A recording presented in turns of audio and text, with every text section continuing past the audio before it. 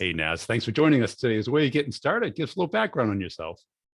Thanks, Brian. Thanks for having me. So yeah, I'm Naz. I'm currently the VP sales at Hercodo, which is a European-based fintech business that offers businesses the ability to buy now and pay later. So embedded finance in transactions for business-to-business purchases.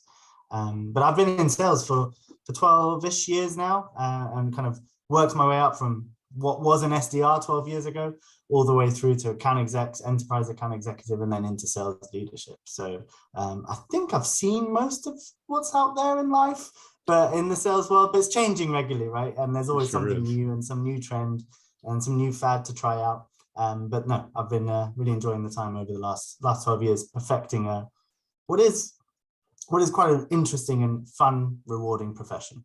Cool. And why sales for you? No one wants to be a salesperson, I don't think. No. I didn't wake up. I didn't say.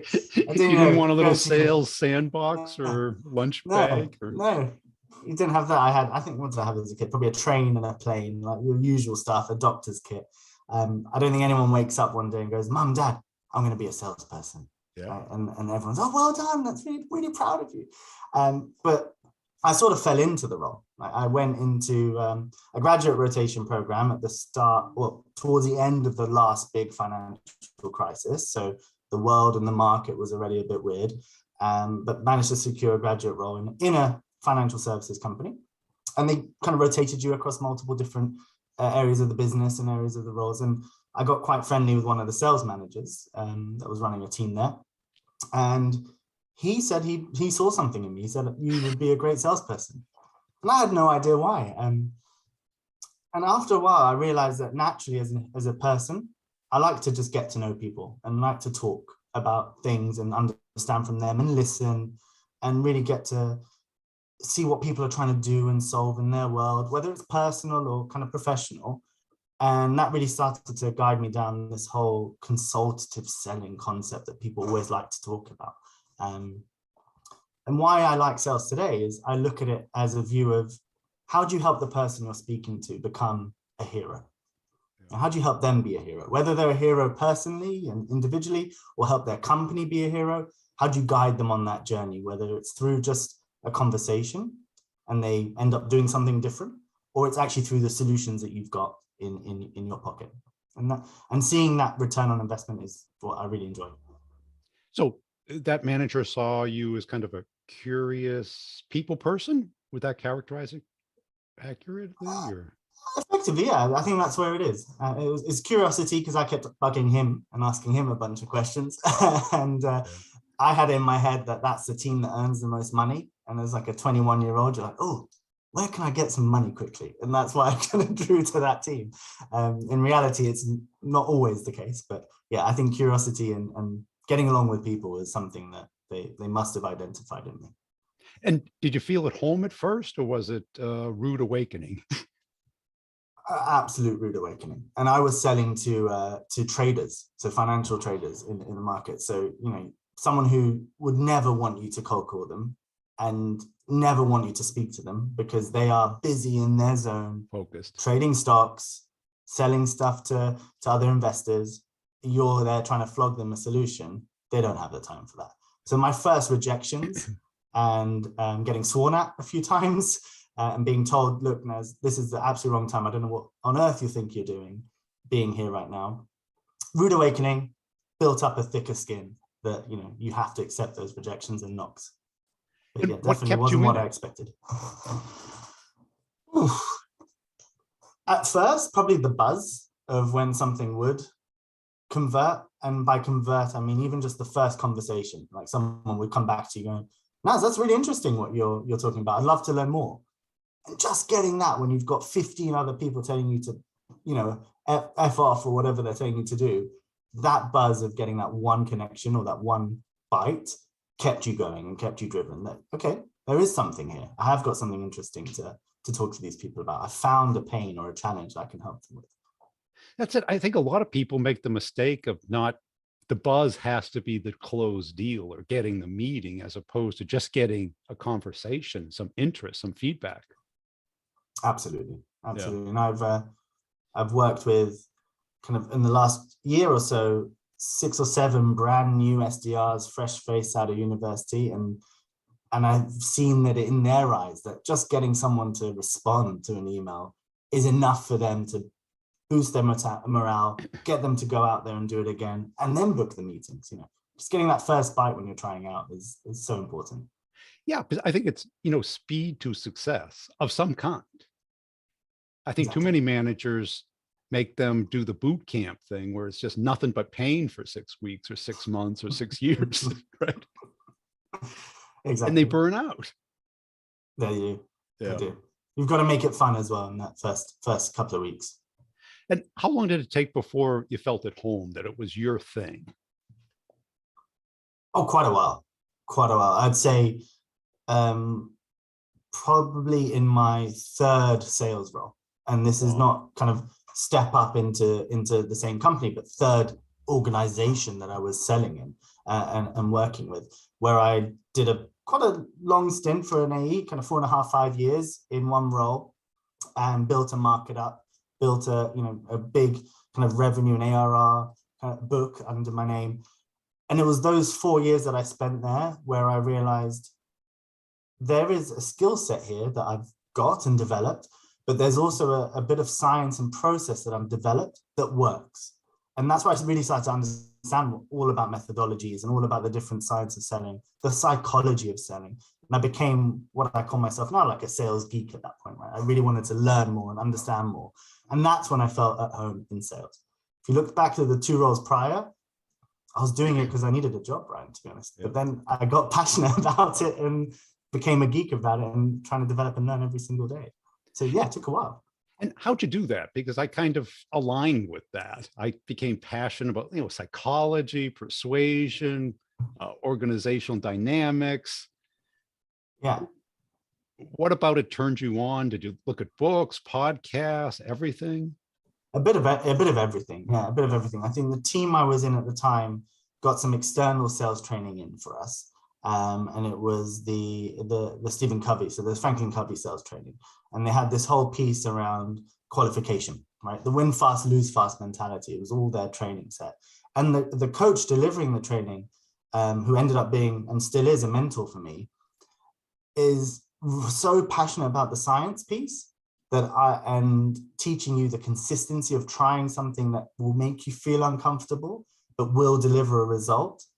That's what got me really excited at that point. And, he was teaching me all these different kinds of skill sets, ways of asking questions, different ways to handle and raise objections. I said, I'm not doing that. You're crazy.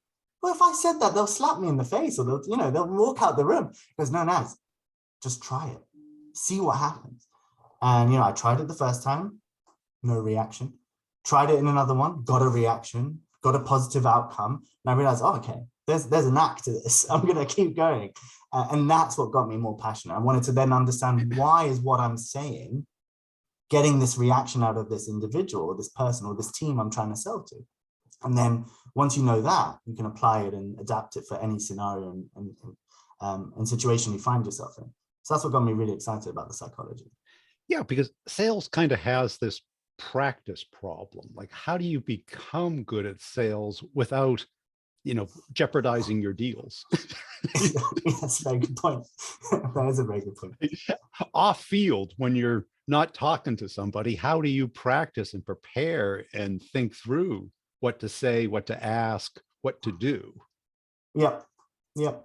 How did you do that? I would say I've only learned this in the last couple of years, that authenticity is more important than practicing. Because as a salesperson, sometimes you're fearful of saying what you think, because you're like, if I say this person isn't going to buy from me because I'm going to tell them this solution's not for you. You need to look at this, but I will lose my deal. But if you're just authentic and have that conversation to say, hey, it seems like there's something that isn't a fit here for you. I don't want to waste your time. And that's an authentic thing to say when you see it. But then they will start to go, no. Hang on, no, there might be something. They'll start to qualify themselves in, right? So, or they tell you, no, you're right, Naz, thanks for not wasting my time, but I've got a friend or an ex-colleague that would be interested, so let me refer you. So having that authenticity and just being genuine in a sales process as a conversation, whatever it is, whatever situation you're in, you should not fear that as a salesperson. When you're first starting out and you realize, if I say this, I'm going to screw up, but just say it, be authentic. Right, because when we start off, we feel like we're playing a role. Yeah. And I think that's what you mean by authentic is, be yourself, be a human, connect with them like another human. Exactly. Yeah. And then all of a Exactly. sudden people start telling the truth. Don't be a salesperson. Don't be a salesperson. Or don't act like a salesperson. Don't act like a salesperson. Yeah. Be the salesperson you're meant to be, but don't act like one. Yeah. Exactly. Because, when you hear a salesperson, you and they're going through the upfront contract and the pitch and then the objection, it just feels contrived, doesn't it? You've done this 10 times this week. Yeah. Yes. And you feel like you're in somebody's little matrix. Absolutely. You don't feel like you're talking to a peer. And so that took you a while to become comfortable with, right? Yeah. And do you teach that to your reps today? Absolutely. So I think every new salesperson, I've got a bunch of them because I'm bringing in, the juniors into the team as SDRs and kind of coaching them and driving them to become account execs. And I've got some very senior and experienced account execs in my team as well. And the one thing we teach them across the board is qualification is the most important thing you can be doing in any sales process. And do it from point one all the way until the last point when the contract's in their hand and they've got a pen. Like always be qualifying, right? But with that authenticity, that genuine feeling that you are there to serve and help this person and company be better. So you win fast and you lose fast if you follow these things, but also your comp, your target, your recognition, all of that is just simply a byproduct of investing in the prospect's success. Like if you can invest and get behind helping this person, you will do well. And that's all the byproduct, but we should focus on how do we make the customer be better. And that's the kind of the core framework of the sales process and methodology that we have at Hakodo is around how do we help our customers succeed. And when you say qualify, what does it mean to you? Qualify in the early stages is all around, can this person buy from us? Right? In the early stages, can they buy? Are they the right sector? Are they the right size? Do they have a budget? It's all the basic stuff there. But then when you're qualifying later on in the funnel, you're qualifying, is there actually a business case here for you? I'm going to charge you $100,000 a year. Yep. And you're going to get, or you perceive you're going to get this result back. Is that enough? And if you don't think it's enough, will this person think it's enough? Will your boss think it's enough? What happens if it isn't? Do you get fired? Like, and that's the qualification, right? Yes. And it's qualifying at that point is what's the value that we've got here for you? So it's qualifying value later on, and it's qualifying time and status at the beginning.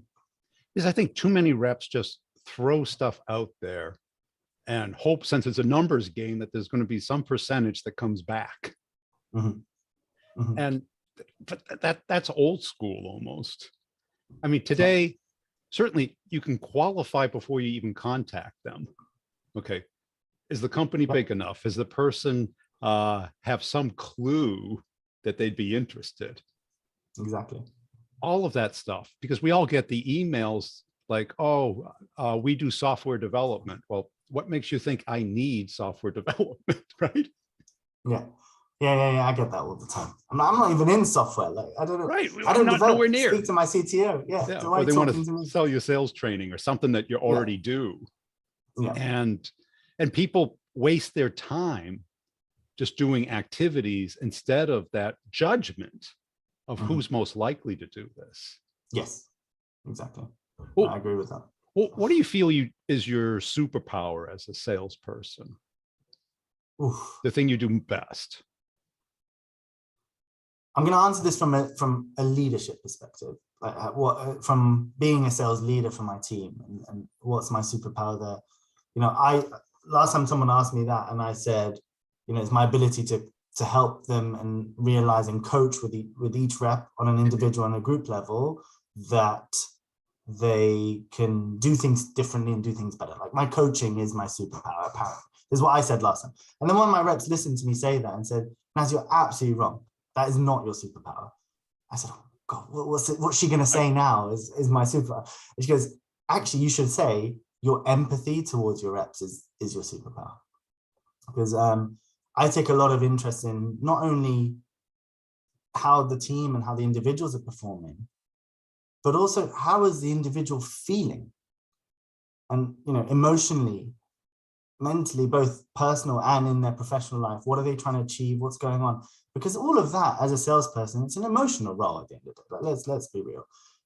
Anything that goes wrong in your deal can have a big impact on you, and you may not even realize it's had an impact, but it has, because it touches the brain, it touches the neurons, it does something. So my ability, and this is what my rep actually said was my superpower, was being able to identify that in them before they've identified it themselves. Yeah, they call that Solomon's paradox, where almost anyone can see it before the person sees it. Yeah. Yeah. And most leaders wouldn't really be characterized as empathetic. No. Certainly not. We've got numbers to hit. Yeah, it's kind of, you know, activity, do this, get over it, get on it. No, I'm not into that. Yeah. I have dashboards and I have metrics. We all need to. Is that for the benefit of me and for leadership and the board and everyone? Yeah, a little bit. But it's also to drive the accountability within the individuals in the team. So they see what's happening. They understand the activity. And my biggest thing with all of that is try and remove it just from being an admin piece for the AEs and the reps to fill in. Everyone can read a CRM, like, don't bore me with it. It's a case of, can I see the insights from this data that I've got in there? What's it telling me as a rep about my pipeline?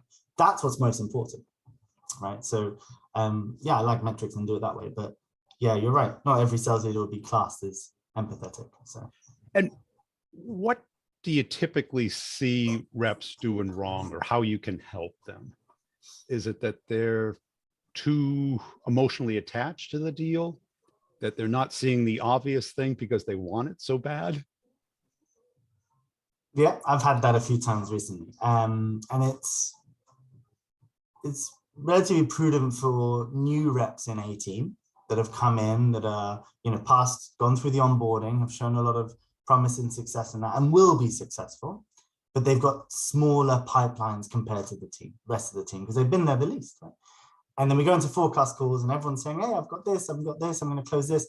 And you've got this one or two reps who've got the smaller pipelines holding on to what's in there because they feel they need to commit something. Yeah. But the worst thing that happens is they commit it and it was never a deal in the first place. Right. So I try and kind of relax them on that and just say, don't hold on to stuff because of the sake of you feel you need to inflate the pipeline or have something in there to impress the rest of the team or impress me. Let's really qualify what's real in here. And if it isn't, we know what we need to focus on. It's origination. We've got to get out there and have some more conversations. If it is real, well, then let's go through how we make and realize the value for the customer. Right? And that's your job there. But I've seen people hold on. And what I've heard from great sales leaders is that the differentiator between good and great, good, the reps trust the manager. Great is when they feel like the manager has their back. And a lot of people don't get the difference. You know, trust is believing that if you say you're going to do something, you do it. If you say it's an 8, it's an 8. It's not a 9 or a 7. But having your back is you have their best interest in mind. You advocate and protect. Because that opens up the communication, the trust. Absolutely. Yeah. Absolutely. I wouldn't say I'm great by all means. No, I'm not there. I've only been doing the leadership piece for a few years now, but having the team's back piece, I can really relate to, and I strive to do that. And I think it's definitely more applicable in kind of startup environments where the rest of the leadership team or the rest of the company, it's usually their first kind of exposure to a sales team or how salespeople behave. And they just think, oh, they're just over there making noise, you know, laughing and high-fiving each other. That's an easy job. I'm here coding. I'm here building operations. Real I'm here work. doing, yeah, exactly, real work, exactly. So having their back in that sense, when you're in like a leadership team and they're saying, well, look, sales haven't done well this month, or they haven't said what they gone and delivered what they said they would deliver, or that rep isn't doing the right thing, I will always defend my team, because I've been in their role, I've done their role, I know how hard it actually really is when you put your mind to it, and especially in a market or in a business where you're building the market. It doesn't exist. It's a startup. We're finding, we're leading and building that category. So I always defend my team on that front for sure. But I don't defend the indefensible. And how do you get sales reps successful faster? Because I think they have to go through certain stages. And they have certain things they have to learn on their own. Others you have to kind of help them learn. Yeah. It's I think, you know, if I think I'd be a millionaire if I knew that answer and had something that was like repeatable every single time. Yeah. No, it's not easy.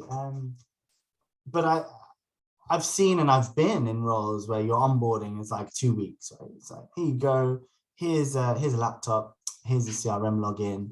The product does this. You can watch a video about it. And, you know, it'll tell you how to demo.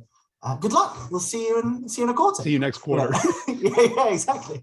But then I've been in other structured environments where it's ran across an 8-week cycle of, you know, week 1 is this training of ways of working internally, how to operate, how to build your own personal kind of brand and reputation in the business. Week 2, we're going to talk really about the product, but how it's actually developed and built so you can become an expert. And then we're going to start doing the sales methodology. Now, we've hired you as a salesperson, should be able to sell, but here's how we sell, right? This is how we approach our customers. This is the messaging we use. This is the value drivers. So I've really built my kind of onboarding for my team around that kind of structured week by week progression, whilst allowing time for them to start doing the day job of having conversations. And what I found really, really critical is any form of conversation intelligence or recording tools or software. So they can go and listen to playlists of good calls, bad calls, calls about competitors, how to run discovery, how to objection handle, and have all those different kind of guidance on this is what the rest of the team are doing, and this is what's successful and what's working in the rest of the team. And here's our gotcha moments. Here's where we're still trying to figure out how to improve.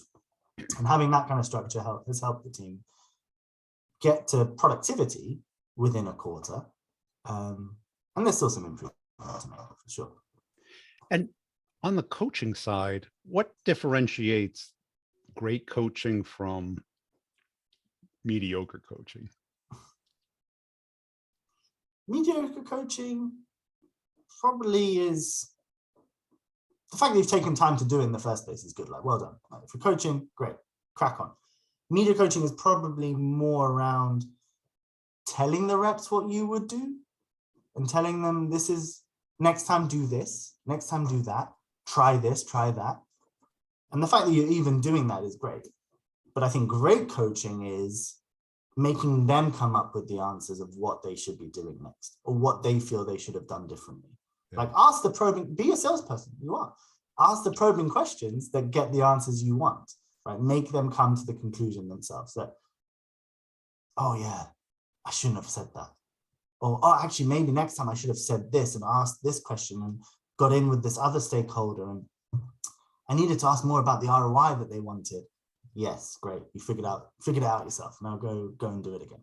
And that only comes through asking probing questions to get them to do it. So I would say that's the difference between great and mediocre. But any coaching is better than no coaching. Definitely. And do you feel that you can teach that curiosity and empathy that you have?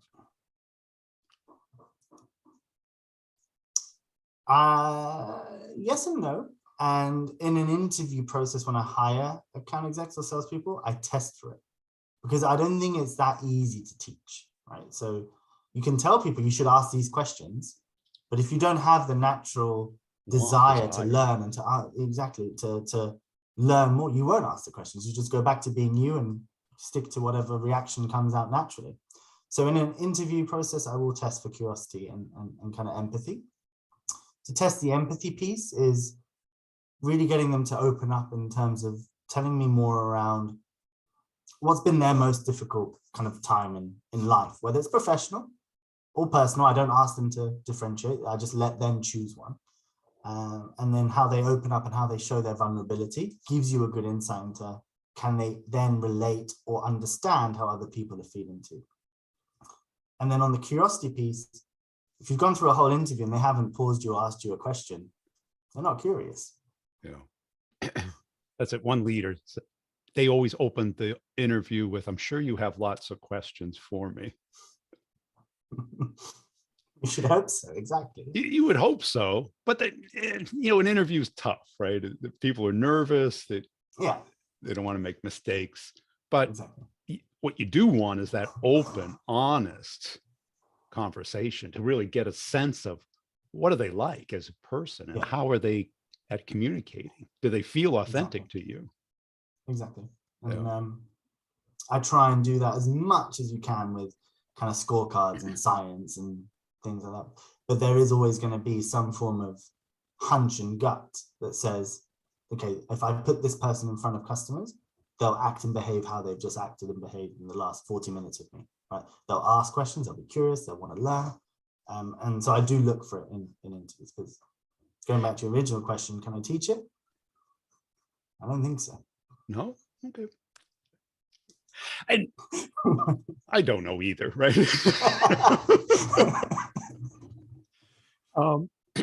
When you hired, I'm sure you maybe made a mistake or hired somebody that didn't turn out the way you thought. What did you miss? In the past? Where the interview went and you thought, oh, this is going to be great, but it didn't work out the way you expected. Maybe they appeared as an A player, but performed as a B player, or they interviewed well, but that's a different skill than being grabbed. Yeah, it is. I think with my current team, as I look at them today, that hasn't happened, right?